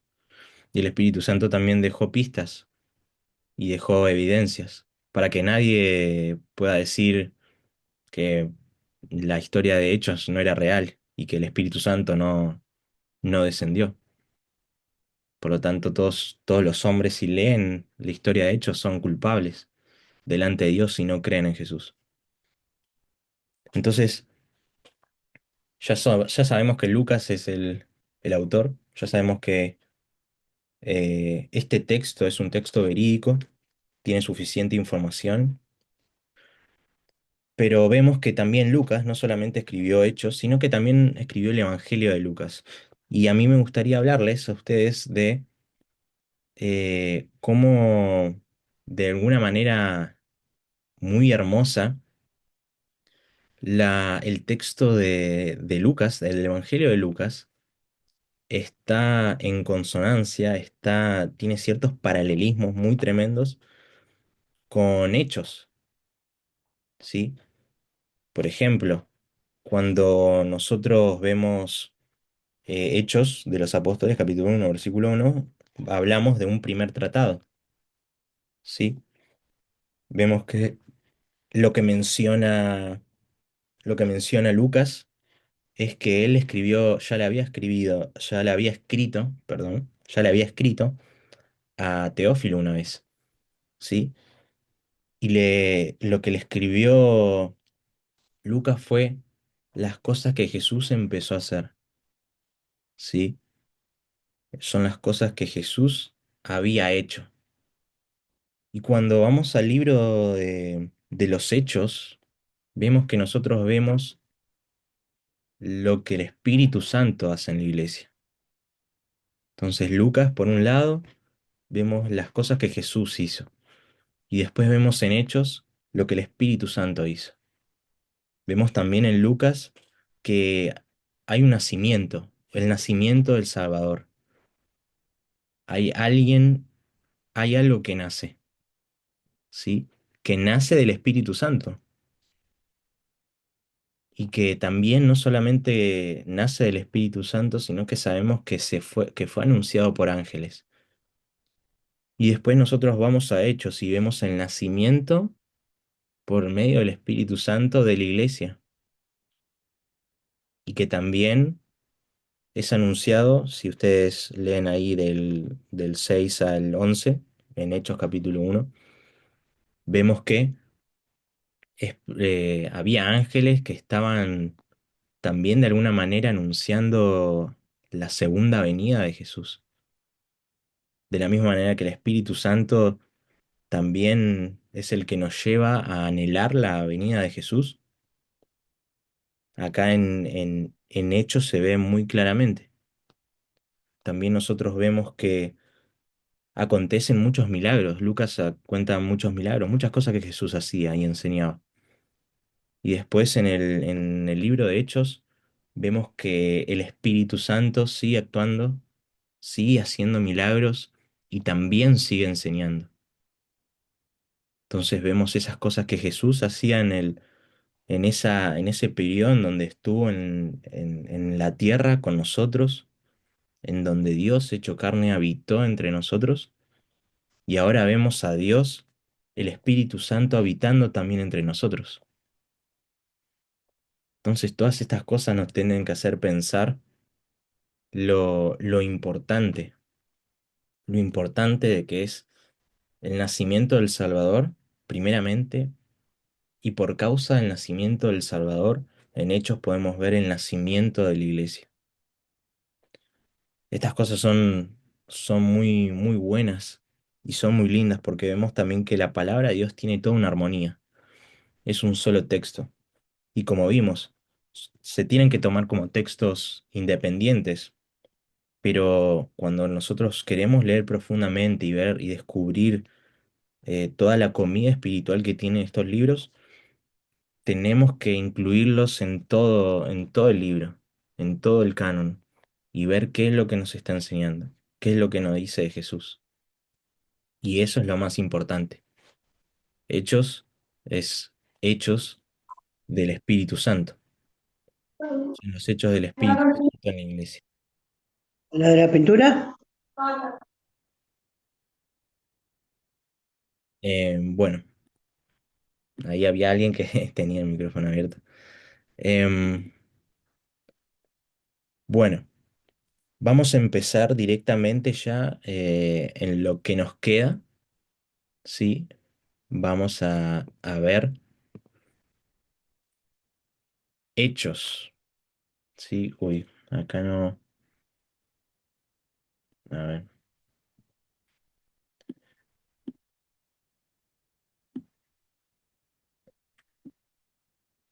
bueno, acá no se guardó esto.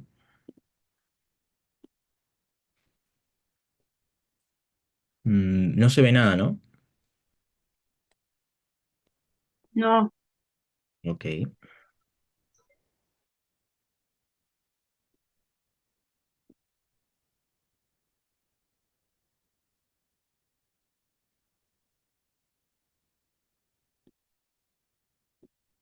bueno. Eh, ahora, vale. Ahora se debería ver. Ahora, Sí, Pablo. Y El ahí exceso sí, del Espíritu Santo. perfecto, perfecto. No puede ser. Sí, Asunción, Exactamente, eso. el de Bueno, la apostolía. Sí. dice, entonces, el descenso, vamos a ver Hechos, capítulo 1 hasta el capítulo 4, el descenso del Espíritu Santo y el espíritu del testimonio de Cristo. Sí, más o menos vamos a tratar de ver los 28 capítulos en un par de semanas, no más de 4, porque no tenemos tantas clases. Y esto obviamente no va a ser un estudio exhaustivo del libro de Hechos. Sí, obviamente a mí me encantaría tener 1 millón de clases y poder ver cada versículo, analizar del griego, ver todas las posturas, ver la teología que tienen atrás, ver cómo se trataron estos versículos a lo largo de los casi 2000 años de historia que tiene la iglesia, pero no puedo, porque no solamente tenemos que ver hechos, sino que también tenemos que ver los herejes, tenemos que ver las herejías, tenemos que ver los padres de la iglesia, y finalmente cómo la iglesia empieza a hacerse una institución o a hacerse más presente en la vida de todo el Imperio Romano. Por lo tanto, no vamos a poder ver con tanto detalle como a mí me gustaría, porque no hay tiempo y porque hay demasiadas cosas en el libro de Hechos. Sí, una cosa también que quiero mencionar es que Hechos es un libro narrativo, ¿sí? Es una narración. Lo que nos va a contar son hechos, ¿sí? Justamente por eso se llama Hechos, Hechos de los Apóstoles. Son hechos. Sí, hay muchas cosas que no son prescriptivas. ¿Qué quiero decir con prescriptivas? Lo que quiero decir es que no son mandamientos. Sí, hay cosas que sí son mandamientos, son cosas que sucedían y que son bíblicamente correctas aplicarlas a nuestras vidas, pero hay otras que no necesariamente tenemos que aplicar, ¿no? Por ejemplo, la circuncisión se hacía todavía en el periodo de Hechos, ¿sí? Nosotros después lo vamos a leer que había circuncisión, ¿sí? Y Pablo realizó una circuncisión, ¿sí? Siendo ya cristiano, ¿sí? No estando ni siquiera bajo la ley, ya siendo libre en Cristo, también practicó la circuncisión. Entonces, nosotros tenemos que tener en cuenta esto. Si es un libro narrativo, nos va a describir. Ese es el objetivo de Lucas. Y hay cosas que no son prescriptivas, la mayoría, y hay otras que sí son mandamientos o enseñanzas que nosotros tenemos que aplicar a nuestras vidas hoy en día.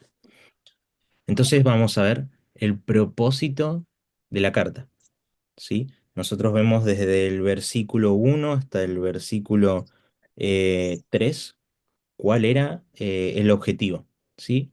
Dice que en el Evangelio de Lucas, el objetivo que era ver qué Jesús enseñó y qué es lo que Jesús hizo. En el versículo 2 lo que nos dice es que él fue recibido arriba, después de dar mandamientos por el Espíritu Santo a los apóstoles.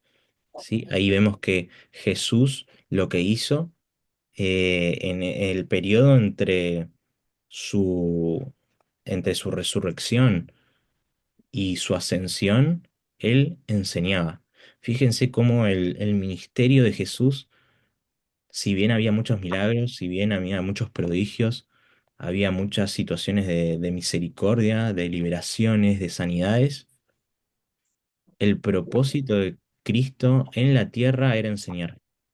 Aparte, obviamente, de la cosa más importante que hizo por todos nosotros, que es salvarnos, su objetivo era enseñar, tanto que incluso después de resucitar, enseñó. Entonces vemos que él enseñaba, ¿sí? Enseñaba a sus apóstoles que Jesús había escogido. Y dice a quienes también después de haber padecido, versículo 3 se presentó vivo con muchas pruebas indubitables, apareciéndoseles durante 40 días y hablándoles acerca del reino de Dios. Entonces nosotros podemos ver que durante 40 días eh, él estuvo enseñando a los discípulos. Después vamos a ver qué es lo último que enseñó Jesús.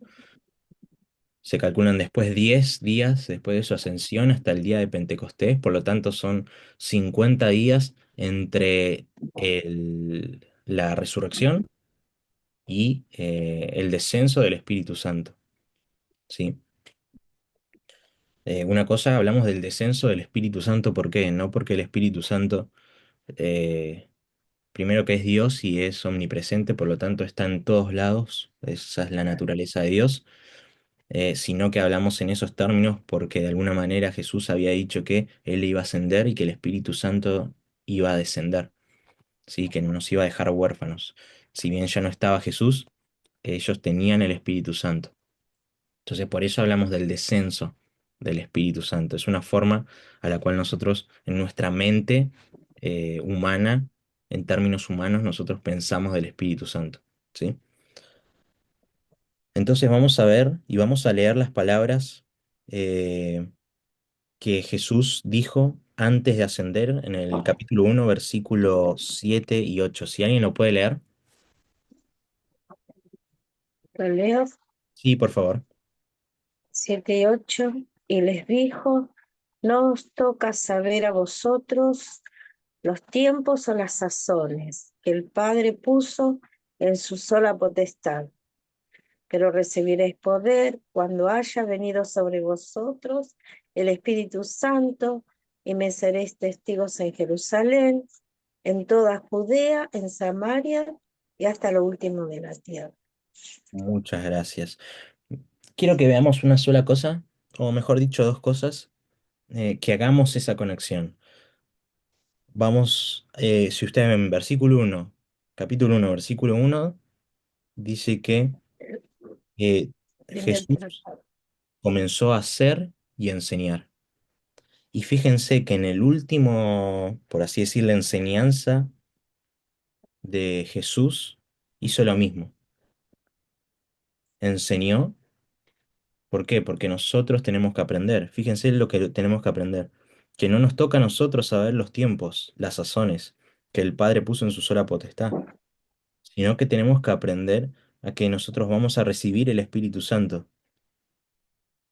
Y fíjense, Jesús dice que había comenzado a hacer, segunda cualidad, él había comenzado a hacer. Enseñar, acá nos está enseñando, y también nos manda a hacer. ¿Sí? Nosotros de la misma manera que Jesús tenemos que ponernos en acción. En la enseñanza y los actos van siempre de la mano. Fíjense lo que nosotros tenemos que hacer. Tenemos que ser testigos en Jerusalén, en toda Judea, en Samaria y hasta lo último de la tierra. Entonces tenemos que aprender y también tenemos que hacer. Entonces una cosa muy interesante que es la palabra de ser testigos. ¿Sí? Seréis testigos. Primero que el seréis está implicando un estado, ¿sí? No es solamente que nosotros somos testigos una sola vez o que nosotros testificamos una sola vez. Nosotros tenemos que ser permanentemente testigos. Y hay una palabra muy interesante en el griego para la palabra testigos, que es mártir. Cuando se habla de la palabra ser testigo, la palabra testigo es ser mártir, ¿sí? Ser una persona que nosotros después lo sabemos cuando a medida que va prosiguiendo todo este relato, es estar dispuestos a morir para anunciar a Jesús. Si esta palabra que nosotros la vemos como testigos, muchas veces la repetimos y la decimos, pero a veces no, por no ver, por ejemplo, el libro que les dije, el de Hechos, nosotros nos perdemos de esa palabra que es mártir, es morir. Ustedes van a ser testigos, van a morir, van a esparcir mi causa, pero no a un bajo costo. ¿Sí? Hoy en día, obviamente, por lo menos en este lado, no morimos, pero sí hay muchas persecuciones en otros lados. Nosotros, de la misma manera que ellos, eh, capaz no somos perseguidos de la misma manera que ellos, pero nosotros también tenemos tentaciones, tenemos una sociedad que está bien, no nos mata, pero nos adormece. Entonces nosotros tenemos que tener esta perspectiva. Capaz nosotros no morimos, pero muchas veces nosotros, de alguna manera, para ser testigos tenemos que morir a nosotros mismos, como dice Pablo. Entonces, todos nosotros podemos ser de alguna manera mártires. Capaz no de la misma manera, obviamente, yendo a, no sé, algún país musulmán para morir. Mismo nosotros mismos en nuestra vida diaria podemos ser mártires al vencer ciertos miedos, al vencer ciertas barreras que nosotros mismos nos ponemos, o que el pecado nos pone, o que Satanás nos pone, o que el mundo nos pone. De a esa manera nosotros podemos ser testigos. Y después dice que él fue alzado con una promesa de parte de los ángeles. En el versículo 11 dice, porque estáis mirando el cielo, este mismo Jesús que ha sido tomado de vosotros al cielo, así vendrá como la veis ir al cielo. Entonces ahí, ya desde el minuto cero, tenemos la promesa de que Jesús va a volver. Sí, obviamente hay mucha discusión, la discusión esta y el estudio se llama la escatología. Hay un montón de corrientes, sí, pretribulacionista, amilenialista, teología dispensacional, teología del pacto, cada una tiene sus propias lucubraciones, pretribulacionista, posttribulacionista, tribulacionista, pero hay algo que está muy claro, que lo anuncian los ángeles, que es que Jesús va a volver. Nosotros tenemos que estar esperando ese día. Entonces nosotros podemos ver la ascensión de Cristo, ¿sí?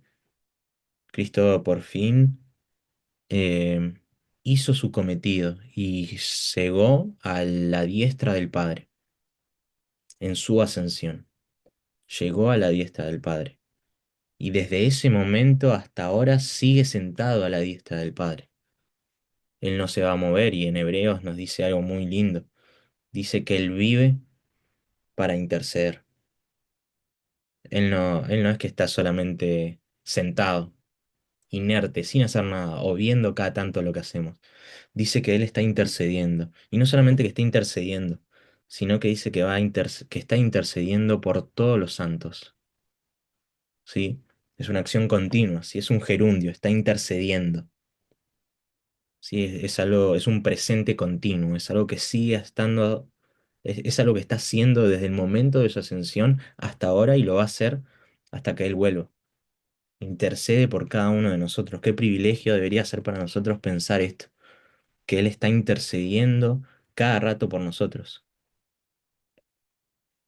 Entonces, nosotros podemos ver que después de esta ascensión, versículo 14, capítulo 1, 14, todos estos, está hablando de los apóstoles y de algunas personas que estaban ahí, dice, todos estos perseveraban unánimes en oración y ruego, con las mujeres y con María, la madre de Jesús, y con sus hermanos. Ellos antes de que Jesús se les aparezca, sobre todo cuando en los primeros días que Jesús había resucitado, ellos no tenían esta idea de que Jesús verdaderamente estaba vivo, ¿no? Por eso vemos un Pedro que vuelve a pescar. Pero vemos acá que después de su ascensión hay algo que cambia en el corazón de los apóstoles. Hay algo que cambia en el corazón de esa familia que se había armado en ese momento, que era esto, era que todos estaban perseverando.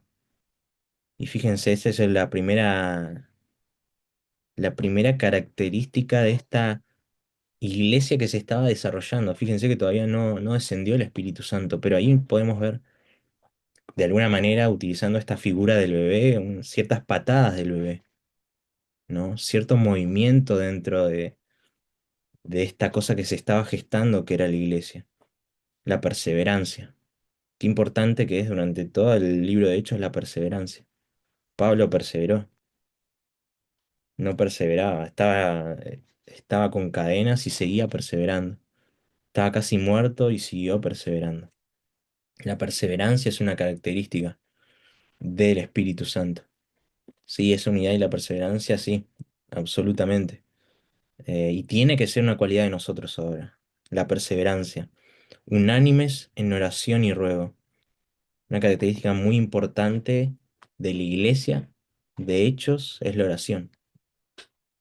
Oración, todo el tiempo, orar juntos, orar en comunión. Sí, yo muchas veces siento que eso se perdió hoy en día. Y hoy en día lo digo sin tener muchos años, pero muchas veces hay generaciones que no perseveran y generaciones que están dentro de la iglesia y se van, así como vinieron, se van. Y una de las razones son estas, porque no persevera, porque la iglesia no persevera en la oración. Y si la iglesia no persevera en la oración, entonces no puede perseverar de ninguna manera. Porque como esta iglesia, que todavía no había descendido el Espíritu Santo, ya tenían en sus mentes, en sus corazones, el estar orando. Y fíjense que Pedro, el tercer punto, Pedro y el apóstol Matías, ¿sí? Fíjense que este es algo que medio se pasa por alto, ¿no? Acerca del libro de Hechos. Es como que sabemos que Jesús asciende y pasamos directamente al Pentecostés, ¿no? Como a lo que nos importa, ¿no? Y nos olvidamos que hay algo muy importante o algo que es digno de analizar. Vemos a partir del versículo 15, ¿sí? Dice que en aquellos días Pedro se levantó. Pedro fue de alguna manera em, esa piedra que se levantó para empezar, ¿sí? Se habla mucho de que Pedro tenía las llaves, ¿sí? Del reino de los cielos, o que los apóstoles tenían eso. Pero nosotros vemos acá, no me voy a meter tanto en esos asuntos, pero nosotros vemos que Pedro se levantó como una voz, ¿sí? Eso obviamente lo vemos después en el primer y el segundo discurso de Pedro, ¿sí? Donde él da la primera predicación, podríamos llamarla. Ahí Pedro se levanta y fíjense que era la primera característica de esta iglesia, que perseveraban en oración y ruego. Fíjense la segunda característica de esta iglesia, versículo 16. Dice, varones hermanos, esto es lo que está diciendo Pedro, era necesario que se cumpliese la escritura, en que el Espíritu Santo habló antes por boca de David acerca de Judas, que fue guía de los que prendieron a Jesús. La segunda característica de la escritura. Fíjense cómo Pedro no dijo, bueno, a mí me parece que, ¿no? O Pedro no dijo, bueno, vamos a ver acerca de cómo podemos mejorar mi iglesia, cómo puedo tener una iglesia más grande, ¿no? ¿Cómo puedo yo ser prosperado? ¿Cómo podemos tener una iglesia, una buena iglesia, una linda iglesia, que todos se sientan a gusto? No, lo que hizo fue orar primero y después es necesario que se cumpliese la escritura. La escritura, sabemos que es el Antiguo Testamento, sí, recién empezada la iglesia, no había nada escrito del Nuevo Testamento hasta ese momento. O capaz que sí, no sabemos, pero no había nada escrito y que se desarrollara, porque solamente eran unos pares. Entonces vemos acá que la iglesia, incluso antes del Espíritu Santo, oraba y tenía en cuenta presente la escritura. En el versículo 20 dice, porque está escrito en el libro de los Salmos. Cita las escrituras. ¿Sí? Sabemos que todas estas personas eran judías, ¿sí? Por lo tanto, tenían ya un conocimiento de la escritura. Nosotros tenemos que tener ese conocimiento. Tenemos que anhelar el conocimiento. Nosotros tenemos que tener un corazón enseñable, un corazón que está dispuesto a escuchar la escritura. Me quedan 5 minutos, así que no sé, hasta vamos a dejar el capítulo 2, vamos a terminar con el capítulo 1 y ya la semana que viene vemos. Dice, fíjense lo que postula Pedro. Dice, es necesario pues que de estos hombres que han estado juntos con nosotros todo el tiempo, que el Señor Jesús entraba y salía entre nosotros, comenzando desde el bautismo de Juan, hasta el día hasta que entre vosotros fue recibido arriba, uno se ha hecho testigo con nosotros de su resurrección. Dice que señalaron a dos hombres, ¿no? Uno llamado José y otro llamado Matías, y versículo 24 dice, orando, dijeron, tú Señor, que conoce los corazones de todos, muestras cuál de estos dos has escogido, para que tomen la parte de este ministerio y apostolado de que cayó Judas por transgresión para irse a su propio lugar. Y les echaron suertes, y la suerte cayó sobre Matías, y fue contado con los 11 apóstoles.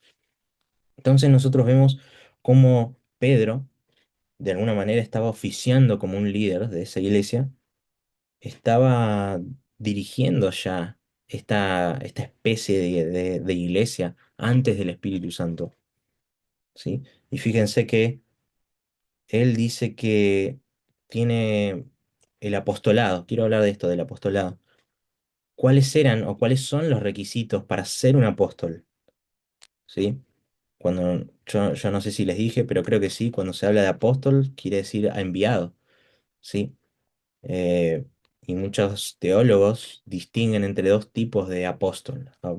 Algunos le dicen apóstol con A mayúscula y apóstol con A minúscula, ¿sí? Todos nosotros somos apóstoles con A minúscula, o sea, somos enviados para hacer, para llevar el evangelio, las buenas nuevas, ¿sí? Y muchos teólogos dicen que no existen más apóstoles. ¿Por qué? Porque hay ciertos requisitos, según Pedro, para ser apóstol. Y los requisitos están acá, versículo 21 y 22, que es hombres que estaban con el Señor cuando entraba y salía entre vosotros. O sea, eran personas que tenían que haber visto a Jesús, que habían comenzado desde el bautismo de Juan. O sea, no cualquier persona podía ser un apóstol, nada más personas que habían estado desde el bautismo de Juan con Jesús, hasta el día que entre nosotros fue recibido arriba. O sea, tuvo que haber visto de primera mano la ascensión de Jesús para ser un apóstol. Y dice, uno se ha hecho testigo con nosotros de su resurrección. También otro requisito, haber visto la resurrección, ¿sí? Y obviamente tiene que ver con estar en el mismo momento en el que se produjo la resurrección. Fíjense que de todos los hombres que podría haber estado, llamaron a dos. Acá ya vemos una especie de organización que nosotros también tenemos que aplicar. Obviamente no podemos elegir apóstoles, porque Pedro ya puso las bases de cómo alguien puede ser un apóstol, y hoy en día nadie cumple esos roles, porque nadie estuvo en el bautismo de Juan, porque nadie estuvo en la ascensión. Eh, pero vemos que de todos los hombres se eligieron a dos, ¿no? ¿Cómo nosotros elegimos a las personas? Tenemos que pensar eso, cómo nosotros elegimos para que sirva, para que nos ayude. ¿Son personas idóneas? Dice que tomaron parte eh, y dice al final, el versículo 26, les echaron suertes y la suerte cayó sobre Matías y fue contado con los 11 apóstoles. Acá hay muchas veces que se dice, bueno, que está mal echar suertes, ¿no? Y ya hay una discusión de que si los juegos de azar son buenos, son malos. No me voy a meter en ese asunto, pero lo que sí podemos saber es que ellos utilizaron ese método de suertes. En el Antiguo Testamento también estaba, ¿sí? Con el Urim y el Tumim, que era algo que se utilizaba, eh, que era de alguna manera suerte. Y nosotros podemos ver que Matías fue contado con los 11 apóstoles y fue elegido uno de los apóstoles eh, junto con los 11 que habían quedado por causa de que Judas se había suicidado, ¿sí? Y otra cosa que quiero decir es que en el versículo 25 dice para irse a su propio lugar, ¿sí? Yo me acuerdo de haber escuchado a un predicador que había dicho que Judas eh, se había arrepentido mejor que Pedro, ¿no? Pero acá vemos que